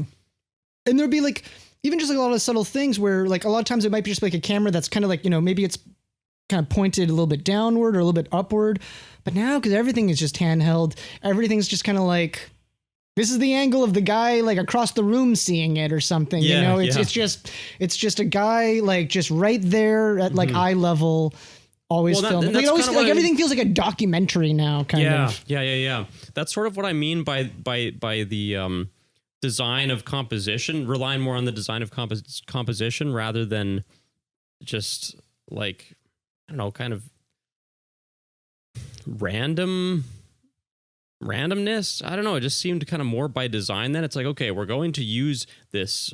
The position of this camera is going to create a sense of status for this character, rather than having it just be like, okay, well, here's the handheld shot where we follow them around and it, I don't know. It just feels like whatever they capture, they kind of capture, and there's not as much intent behind it. There's not as much clear knowledge of the craft of filmmaking, I guess, or the knowledge of like the psychological effect of cinematography. And one of the things that I think that makes David Lynch so special is because like he truly is like America's surrealist art filmmaker, or at least the one that like slipped through the cracks and actually like broke into the actual system. Like it almost is kind of like almost a miracle that David Lynch's career happened at all, because there's really almost nobody else I can think of, unless you're talking about European artistic filmmakers of like Europe or maybe Asia, but for America, like he's kind of like the only one, and he's kind of like the best at what he does for that. Would you say that he and Kubrick kind of have some of that in common? Oh, I think there's a lot of things that they have in common. No, there's definitely things that they have that are different, but there's a lot that they have in common. I'll go into the comparisons, but I was going to just say that the thing about what we were just saying about these shots, the thing that's really unique about David Lynch is that there's not a lot of directors who start their careers as painters, and so David Lynch, he's got a really good eye for lighting and composition and textures. And so like you see it even all the way back to the beginning of Eraserhead, even though it's like black and white, just so many of the shots are just very iconic because they're just very methodically like, this is the angle, this is the lighting. Yeah. That's an interesting way to come at it from, right? Like as a painter, because that's sort of the whole point is just creating. Well, those are the two things that David Lynch is the most obsessed about is images and then the sound that goes with it. That's kind of why his story is kind of secondary, and not that it's not important, but it's the reason why his movies are kind of abstract and hard to get a really clear idea of, because he's like first kind of like, I want it to be about this experience. A showing, not telling kind of thing. Would you put it like that? So the whole thing was he never really thought about being a filmmaker until he basically had an idea for a painting, but he was like, I see this painting like moving. And he was like, oh, wait, like a moving painting. Oh, okay, interesting. And then that was like his introduction into making animations. He made like short animations that then turned into live action. But it all kind of just came from like him just being like, I've got these things in my head. And then he just kind of realized like, oh, if I want these images to move, I guess I have to become a filmmaker. And so, yeah, just like it's a very different approach as opposed to say like, oh, I've got this story, I'm going to write this script and I want that made. He's kind of coming at it. I think he comes at it first he gets the visuals first and the feelings. Yeah. And then once he has enough of it all coming together, then he's like, oh, now there's a story. And then he'll, and he, again, like he writes his stuff, but he doesn't think of himself as a writer. It's like the writing is just a necessary blueprint to go through the process of making a movie. Like it just kind of has to be there. Yeah. But it's kind of an excuse for I guess it's really just there for the other crew and cast to have a basic idea of what he's even trying to do. If it was up to him, he'd just be like, it's all in my head. Well, and of the three movies that we've talked about so far, like Eraserhead is for sure the one that's most like how you're describing, right? I mean, there's not a lot of dialogue. There's in many ways, it's like a fairly quiet film, but I shouldn't say quiet because there's a lot going on in the sound production and stuff too. Yeah. But it makes a lot of sense when you describe it that way, Timmy, that it's like that would be the foundation for how Eraserhead was made, in terms of like your approach to making a movie. Yeah. Of those, especially, of those first three movies, Eraserhead is definitely the most Lynchian because it's the most like pure, just like straight out of his head. Of the three.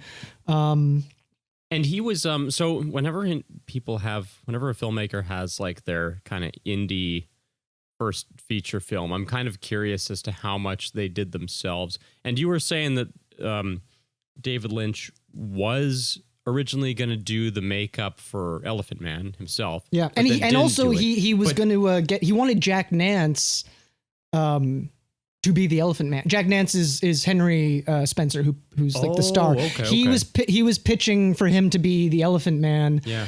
And then he's like, yeah, and I'll do the makeup and everything. And they were like, you're not doing the makeup, and we're hiring John Hurt. Yeah. Okay. But I take it he did do the practical effects for Eraserhead. Yeah. We kind of glossed over a bit about the baby. Yeah, and I did want to bring it back to that. I had to make a note because I was like, oh yeah, I forgot we didn't talk about that. So David Lynch took to his grave how the baby was made. So we'll never know for sure, but there are definitely theories because I don't think it was that much made as much as it was like something manipulated. I think the only hint that David Lynch gave was that the baby was made out of completely organic materials. Most people's theory is that it's like an actual. It was either made from a skinned rabbit or a lamb fetus. Okay. And then obviously like somewhat like hobbled together to then be like puppeteered. Yeah. But it's like I think that's probably a pretty fair. The baby's name is Spike, by the way. Oh, okay. But I think they buried it, I think, after the thing was done. So it's just like because that's the thing is I'm like it's too real. It's beyond the other things that as talented as David Lynch is, I have a much easier time believing that he's working with like a real fetusy like corpse than that he like built that thing with his. There might be some aspects of it, like maybe he like constructed a new eyeball like inside of it or certain things. Yeah, well, they clearly had to like work it somehow.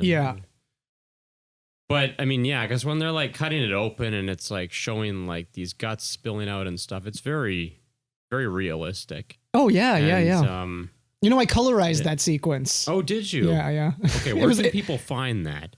On YouTube, just look up Eraserhead.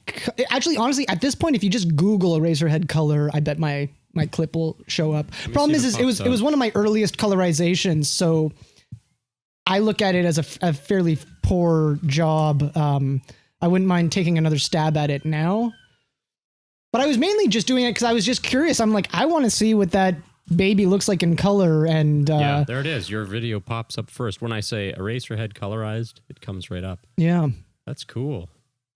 I should look at this. Whoever made this is awesome. Wow. Or needs help. Yeah, but another little trivia bit is when the apartment lobby that Henry Spencer goes into when he goes into the elevator, the floor design is the exact same floor design from the Black Lodge in Twin Peaks, which is that red curtained dream world. It's got that kind of spiky black and white striped design. And I noticed that that's the same floor design in Eraserhead. Part of why I love Eraserhead so much, why it's like so inspiring to me is like, he spent it's just a pure passion project. He spent, 5 years working on it with a really tiny crew. They ran out of monies and then he worked like a paper route, like giving out, paper, so that he could then save up more money to complete the movie. And just, they just did it like all of them. Like he built all of the sets himself. So he did a lot for this movie. Like, like it really is just like a feature length, like almost like a feature length single like art project. Yeah. The crew it was him. There was, his original cinematographer had to like leave early on. But it would just, it was him, like a cinematographer, like a couple of assistants. The log lady was the log lady from Twin Peaks, helped out a lot on this movie. And she was actually married to Jack Nance, who plays the lead. So they were married in real life. She was the one like fluffing up his hair. He had to have that haircut for like 5 years. Wow. Just to keep it all consistent and everything. So I don't know. It's just that kind of commitment to everything. And but I don't know. David Lynch was like, well, he loved that world, so for him it was kind of an enjoyable 5 years of being in that world. But that's kind of his 70s. His 70s was making this movie. He got a grant from the American Film Institute, who gave him. I was doing the math because I think they gave him like 10 grand, but I think it was like it actually would have worked out to. It would have been the equivalent of like 70 grand today. Wow, I think that's a big chunk of money. And he had all of these. There were these like empty stables where he built the sets and filmed, but he also lived there. Like that's where he was He was living like on the sets for years, and I don't know. It's just and apparently it's his. He refers to Eraserhead as his most spiritual of his movies, but he won't explain why. Huh. And I don't know. Yeah, there's just something. Like I remember, like just like a number of years ago, I just rewatched the movie again, and like I was watching, I'm like, fuck, this might be like this just might be one of my all-time favorite movies, just period. For you, really? Yeah. It was not right away, but eventually I was just sort of like, man, like there's something about this movie that's special. And I think that's the thing also with like when it came to like people like George Lucas wanting to get him for Return of the Jedi, it's not that he was like, oh, I want to see the Eraserhead feel in my Star Wars world. I think it was just purely, he just saw the talent behind it all. When you make movies, you realize how hard these things are to make. And he was just sort of like, wow, this is something really different, but also very controlled. Like it's not random. Like everything was very methodically thought out. So he was just sort of like, if this guy can make that, this guy can probably make anything. And I think that was kind of George Lucas's take on it. I mean, I think George Lucas does seem to have quite a reverence for experimental film. Well, did you ever see THX? I haven't seen that, but that's one of the reasons why I say that too. And I know that he kind of comes from a little more of an experimental background. And then in recent years, like since selling Star Wars and Lucasfilm and all that, he was like, what I've heard him say since is that he wants to just like work on experimental films and show them to his friends. And I've heard the same thing about Francis Ford Coppola, where both him and George Lucas have always been kind of disappointed in themselves because like they reached fame so early on that they kind of got trapped into this like running an empire as opposed to being these like artists that they were, Yeah. That kind of makes sense. I mean, it's so weird because like a guy with George's money could have just freaking done anything. Yeah, you're kind of like, dude, let's get together with those crazy 70s filmmaker buddies of yours. Yeah, whatever the heck they called them. I think like do that type I of think stuff. George Lucas is in some ways very jealous of our generation in that although George Lucas would probably never have the success in his time that he would if he was born in our era, I think George Lucas was probably really made to be the guy who's like, okay, I just got my computer and I can just make everything myself. I don't even have to interact with other people. I can just make a thing on my computer. Well, that is pretty awesome. And I like that. Yeah. But I think there are certain people, I don't know, people are probably more social. I think some people actually do enjoy being on set and talking to a million people. Yeah, George Lucas is not one of them. The fact that he doesn't want to work with actors kind of says something about that too, right? Is that I don't think he's as much into that aspect of filmmaking. And I've heard him say many times before too that he really doesn't actually like directing. Yeah. So it's interesting. Mm-hmm. No, and it's funny. There's a number of directors like that. I mean, Alfred Hitchcock was there's a number of directors where they're just kind of like, yeah, if I could just insert a chip into my brain and pull out my vision, I would much prefer that. But I guess it's like a personality thing. I guess it's like, I know David Lynch also kind of struggles with actors, but I think that's also why David Lynch is in his career, he started becoming very particular with who he would cast. And if he had the right group, then he'd be okay. Also, I think just as you gain more clout and fame, just people will then start respecting you more, and that makes it easier. Like, people still don't always understand what David Lynch is doing, but they at least accept that he's a genius. While back in the day, they would just sort of be like, "What's with this guy? Like, he's weird and he can't explain himself." Tim Burton's another one. I think these really visual, artistic directors seem to have a real challenge at working with people and articulating their visions. And I know Tim Burton's always had a struggle with that. And I've even seen it firsthand, like working with Tim Burton. Like, you worked on Big Eyes, and got to see him, his process a little bit. Hey? Of course, I think by that point, Tim Burton was so much more established that he probably got much better at it. But he was still kind of struggling a bit, where I'm like, I could only imagine what he was like on Pee-wee's Big Adventure. Definitely. Definitely, it's probably come a long way. Well, I don't know. Do we have anything else we want to talk about in regards to these first three? Well, I'd love to get your take on, what you, what was your favorite of the three? What was your least favorite? I mean, Elephant Demand is the most my kind of movie. I was actually expecting to find Dune. Oh, hold on. Big Ben is ringing. Oh. We're just in London right now. We can just kidding. We're on the set of The Elephant Man, where it was shot.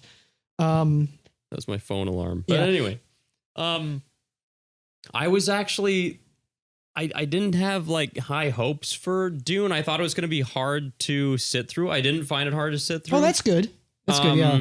I quite enjoyed it as like a visual spectacle, and also what I did appreciate going through this time around as well was like when I watched these most recent movies, the Denis Villeneuve movies, I was not very familiar with Dune and the characters and the plot and the story and all that stuff. So this time, you know how they have that big intro, kind of this narration that kind of gives you the backdrop of it? Yeah.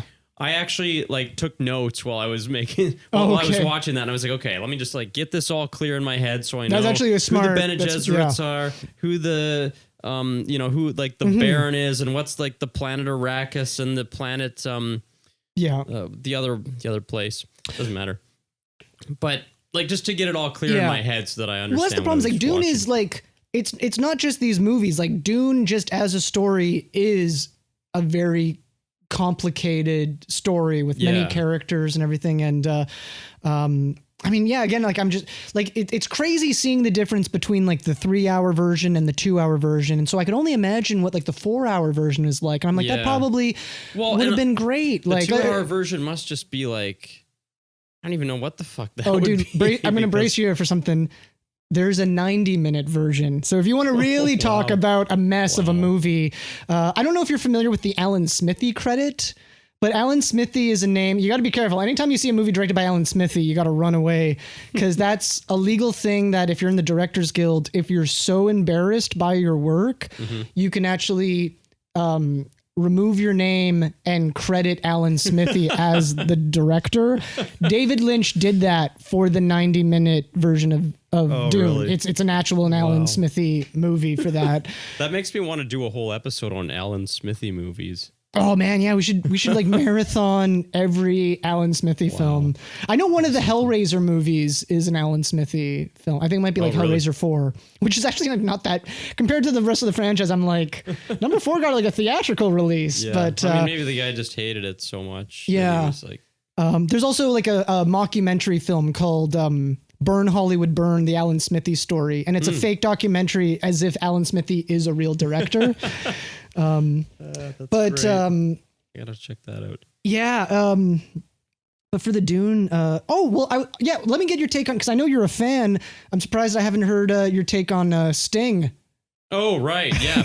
Well, I mean, he's such a non-character kind of in the like he just doesn't really do much. He's very one note. He's like, I'm gonna show up and look crazy. Yeah, look crazy. You know, they have like this kind of lame fight sequence, and I mean, I think that Sting has got a striking image. Oh, he looks great. Yeah, I actually prefer. He's got a cool. In some ways, I prefer his look over the new. Well, that's just it. In some ways, like this movie was more kind of iconic. With the imagery or some of the designs and things like that. But you know, that's not to say that there's nothing iconic in the new ones. But yeah. Yeah, I don't know. I just found like a bunch of it to be kind of more outstanding and memorable. But that being said, there's also a lot of like the Baron is such a grotesque fucking guy. And he's such a clown too. Like I was talking to Jeffrey. Jeffrey's a big fan of the books. My brother Jeffrey. He's a big fan of the books and was saying like, I think like a lot of this David Lynch version is pretty poorly cast. Like he didn't think Kyle MacLachlan was well cast as Paul. Didn't think the Baron was well cast or well depicted. I mean, that was also Kyle MacLachlan's first movie, so it's just kind of like, wow, that's like ballsy, just putting this like kid in his first movie as the lead of like a multi. Not only that, well, it's interesting too because then he goes on to work with them like again and again, which that's ballsy for both of them because Dune was such a bomb. The fact that David Lynch is like, I want to have this guy star again, and for Kyle MacLachlan to be like, I'm going to work with him again after that disaster. Obviously, it was like, it was the best choice Kyle MacLachlan did, because Kyle MacLachlan's best work has been the stuff he's done with Lynch. But but I mean, is he in a lot of other stuff? Because I don't feel like I've seen him in honestly, a lot of stuff. it's other than Dune, it's just Blue Velvet and Twin Peaks that's all that. Oh no, that's all that Kyle MacLachlan's done with David Lynch. He's done other movies, but but that's all he's done with Lynch. Okay, yeah, fair enough. That's interesting. I don't think I've seen him in that many movies. Period. Like the Flintstones. He's the bad guy in the Flintstones. Okay, that was my introduction to Kyle MacLachlan. He's also kind of not the bad guy, but like a slimy guy in Showgirls. If you want to watch a lot of Kyle MacLachlan sex scenes, yeah. But other than that, he always comes. I find he just kind of pops up and stuff. But the stuff that I always think of is his work with Lynch. Like, it's interesting to look at, like, I don't know, Harvey Keitel in Who's That Knocking at My Door? That's the one he was in, right? Because then you're like, oh, this guy's going to go on to become Harvey Keitel, and he'll become like a fairly well-known actor. Or like even seeing him and De Niro and stuff in Mean Streets or something. Mm-hmm. I don't feel like I've seen Jack Nance in a lot of movies. Did he go on to be a big actor at all? Or I could tell you some things about Jack Nance. So Jack Nance is in pretty much every David Lynch movie except for The Elephant Man. But then Jack Nance also passed away. So I see. Jack Nance's last movie is Lost Highway, which I think Lost Highway is dedicated to Jack Nance, and an interesting guy. Had a lot of demons. I'm going to just say it. Jack Nance was murdered.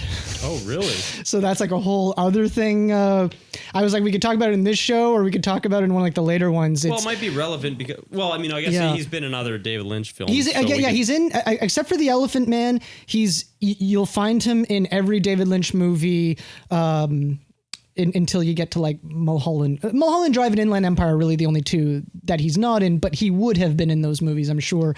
Yeah. The funny thing about Jack Nance is he's only like 3 years older than David Lynch, but I guess because of his lifestyle and the turmoil in his life, he aged rapidly. Like near like the later, like in the 90s, he looks like he's 15 years older than David Lynch. Yeah.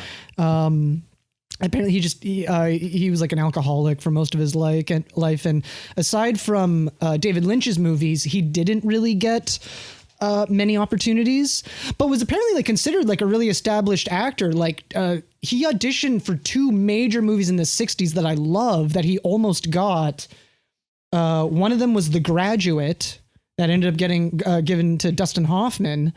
And then he also almost got the role of one of the 2 killers in the movie In Cold Blood. So, So, I mean, he was clearly like a talented guy, but as far as I know, Eraserhead was his breakthrough. Up until Eraserhead, there really wasn't anything noteworthy. And then even after Eraserhead, you would only really know him from his work in David Lynch movies, which were, again, minor, like... Yeah. Everything from like supporting roles to almost like cameos. So I grew up with the movie Ghoulies, which was like a cheesy little 80s horror movie. And that was probably my intro to Jack Nance. Like that's the only other thing I can really like think of. He's the one in Twin Peaks who finds Laura Palmer's body. Okay. But I don't know. He's I weirdly am like a Jack Nance like fan. Like I've always been kind of like really like saddened by his life story. There was a crazy little incident where he was I can't remember if he was married to this woman. I think it was his wife, but she was like, he like met her in AA. So they both had some demons. I think she had to start doing porn. I think even he did a little bit of porn at one point. But then while he was shooting, I think it was like Meatballs 4, he was like on the phone with her and she was like threatening to kill herself if he like hung up the phone. And then while they were talking, and then right when she said that, there was a power outage on the camp. So it just cut off and he couldn't get back a hold of her and they had to like go into town and try to reconnect. And then, she killed herself. Damn. And then, so then not that longer, he died. And it was just this very kind of like mysterious sort of death where he kind of just got like beaten up by these guys, and then kind of managed to like get home. But then like the next morning, his like roommate found him like dead in a pile of blood and stuff. It was just this really weird, like very kind of Lynchian in a lot of ways. But yeah, that's kind of random though too. Like, David Lynch and like the log lady who was his ex-wife, like they both like hired like a private investigator to actually like figure out like what the fuck happened like to their friend. But yeah, like really weird. But again, he was just he was like an alcoholic, and he had like he's a small guy, but he had like a big mouth and would kind of get into fights a lot. And like I think he was at that stage in life, he was probably kind of self-destructive and like almost probably like you know when you're kind of like you're not going to kill yourself, but you're going to just instigate someone else to almost do it for you in a way. Yeah. So, but yeah, no, he was like a really he was a really talented actor. I mean, the commitment to have that hairstyle for all those years of Eraserhead says a lot. But yeah, I mean, that could be a little game where when you watch these later David Lynch movies, you always got to look for Jack Nance. If you look there on the IMDb, like you can see him in Dune. He was like the little. See him there. Because I was sitting there going, who did he play? And then I see him now. Yeah. Didn't notice it at the time, but yeah, okay, I can see it. Other than that, yeah, I don't know. He's always got crazy hair, right? He's either got Eraserhead hair or he's got this red hair. Yeah. And yeah, other than that, I know. See, you were saying that Dune was like an Orion release. Maybe it was like Orion. Maybe it was distributed by Orion, because I almost feel like the movie was almost like made with Europe. It was produced by Dino De Laurentiis, who's this like famous old school Italian producer. And so I think he put up a lot of this money, but then also the De Laurentiis, him and his daughter, kind of ended up taking a lot of control on the production. But then I guess it was distributed, I'm sure, through like a Hollywood studio. Let me just see if it actually says on IMDb here. Yeah. Oh, you said that the soundtrack was done by Toto. Hey, this says Brian Eno and Brian Eno did the main theme, and then the rest of the music is Toto. Oh, okay. Yeah. And I don't know if you know, but I love me some Brian Eno. Yeah. I'm a big Brian Eno guy. Oh, me too. Yeah. I know. Yeah, he's great. Man, did you know that the guy from Toto is like John Williams' son? Yeah, I heard about that. It's crazy. That's like, man, I guess like the, what is the term? The branch doesn't fall far from the tree. Apple doesn't fall from the tree. Yeah. What I also, this is completely unrelated, but yeah, like I saw like a really old, anytime like I see like an old photo of John Williams, like before he was the age of 30, I'm like, who the hell is this? Like, who's this weird kid? Like there is no association whatsoever that is the same human being that became John Williams. You're just like, it's that, I don't know. It's that weird thing when you like know somebody only when they're like fairly old. You you do not, you can't associate that young version. Anyways, well, what I'm looking forward to is like, you're right on the cusp of jumping into Blue Velvet now. Like you're about to try to jump into like what'll be like the middle era of David Lynch, which to me is probably like peak David Lynch is the middle era. Yeah. Next episode, we'll probably talk about what Blue Velvet. What would be the ones that come next chronologically? It'd be Blue Velvet, Wild at Heart. We could decide about whether we want to throw Twin Peaks in there.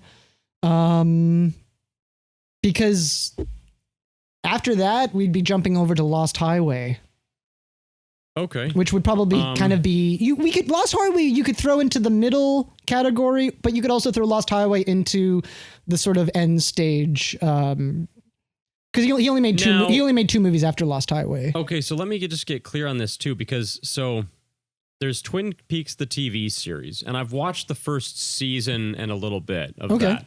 But there's this video. There's this credit. Is there like a TV movie? Is that what it first started as? So the pilot.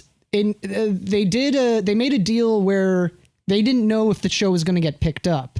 So they made it in such a way where if the show didn't get picked up, Twin Peaks would have worked as just a TV movie.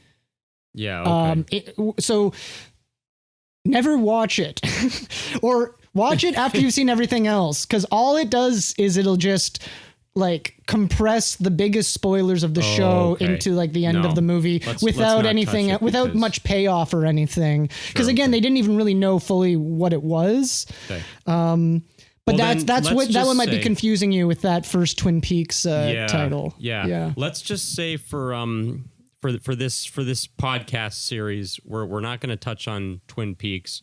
We'll probably do some episodes maybe that are dedicated to Twin Peaks down the road. I mean, I think Twin Peaks is one of the best things Lynch did, so it's definitely worth talking about at some point for sure. But it's just there's a lot of it. I don't want to. And it's been a while since I watched that first season, so I would actually really like to kind of get myself into it again and finish it properly. It's interesting. It's hard for me to like. I don't know if you're also interested in Twin Peaks season 3, but I'm trying to figure out whether you would like a lot of people who grew up with Twin Peaks prefer the first 2 seasons over the third season, because the third season is almost a different thing.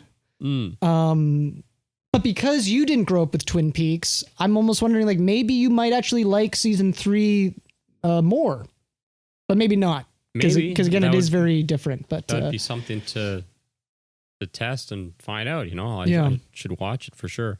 I will say that season 3 is the most purist as a David Lynch thing. Because even though he like co-created Twin Peaks and directed a lot of the episodes, he directs every episode of season 3. And it just, I think he was like, I think he regrets kind of turning his back on season 2 of Twin Peaks and letting it become something else. So he was like, for season 3, it's everything about it will be kind of controlled by me. Okay. Gotcha. But there's definitely stuff in season 3 that's very kind of slow and tedious, but there's some amazing stuff also in season 3 that could make it worthwhile. Cool. But it's more of like it's more of a reflection, I think, of David Lynch's career than even a reflection of like the Twin Peaks show. Yeah. That season 3. It's a lot more satisfying than Inland Empire. Cool. So, we will talk about that movie at some point down the road. But other than that, I don't know. Do you have like any other like questions about any of these 3 movies? I might be able to clarify something or give some tidbits. I think we should probably wrap up this episode. Yeah. And then we've talked quite a bit. How are we doing for time? It's about getting on to 2 hours here. Nice. Okay. Yeah, I think we're good. So but anyway, folks, we hope you enjoyed this first exploration of David Lynch's filmography. And we will be back sometime in the next few weeks or months, or month or so, I should say. It'll probably only be a few weeks or so till we get the part 2. So keep an eye out for that. In the meantime, this is our little tribute to David Lynch.